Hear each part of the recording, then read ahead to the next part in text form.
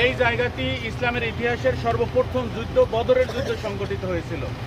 আল্লাহ রাসূল সাল্লাল্লাহু আলাইহি সাল্লাম যখন মক্কা থেকে মদিনায় হিজরত করেন, মদিনায় হিজরত করার পরে দ্বিতীয় বছরে এই যুদ্ধটা সংগঠিত হয় 624 খ্রিস্টাব্দ, অর্থাৎ ইংরেজি 624 সনের 13ই মার্চ আর দ্বিতীয় হিজরির 17ই রমজান এই যুদ্ধটি সংগঠিত হয়। মুসলমানদের পক্ষে আল্লাহ রাসূল সাল্লাল্লাহু আলাইহি সাল্লাম 313 জন সাহাবায়ে কেরাম নিয়ে এসেছিলেন। 311 জন ছিল মূল সাহাবী আর 2 জন ছোট বাচ্চা ছিল। আমরা জানি যে 2 ভাই তারা ছিল, তারা এই যুদ্ধে আল্লাহ রাসূল আনবেন না, কিন্তু তারপরেও তারা আড়ি দিয়েছিল যে আমাদেরকে নিতেই হবে। তখন আল্লাহ রাসূল সাল্লাল্লাহু আলাইহি ওয়াসাল্লাম তাদের মধ্যে বললেন যে তোমাদের মধ্যে যার শক্তি বেশি তাকে নিব। তখন তারা এক ভাই আরেক ভাইকে বলল যে, বড় ভাই ছোট ভাইকে বলল যে ভাই তুমি তো বড়, তোমার সাথে আমি পারবো না এটা জানি, কিন্তু তুমি আমাকে একবার নিচে ফালাইয়া, অর্থাৎ তোমাকে আমি একবার নিচে ফালাবো, তুমি তোমার উপরে আমি একবার থাকবো, আল্লাহ রাসূলের কাছে আমি যেন বলতে পারি আমিও আমার ভাইয়ের সাথে পেরেছি।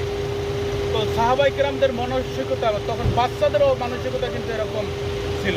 তো আল্লাহ রাসূল সাল্লাল্লাহু আলাইহি ওয়াসাল্লাম 313 জন সাহাবী নিয়ে এই জায়গায় আসছেন, আর কাফেরদের পক্ষে 1000 কাফের সাহাবী নিয়ে কাফেররা মক্কা থেকে এখানে আসছে।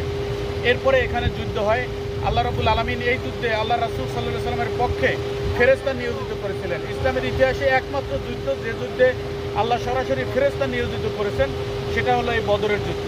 আমরা ওই যে জাবালে মালাইকা দেখে এসেছি, ওই জায়গায় আল্লাহ রাব্বুল আলামিন 1000 ফেরেশতা নিয়োজিত করেছিলেন। কোরআনের মধ্যে এটা উল্লেখ আছে, ওয়ালাকাদ নাসারাকুমুল্লাহু বিবদরিন। এই আয়াতের মধ্যে আল্লাহ রাব্বুল আলামিন এখানে এই ফেরেশতা নিয়োজিত বদরের যুদ্ধের মানে মুসলমানদের বিজয়ের কথা আল্লাহ রাব্বুল আলামিন এই আয়াতের মধ্যে বলে দিয়েছেন।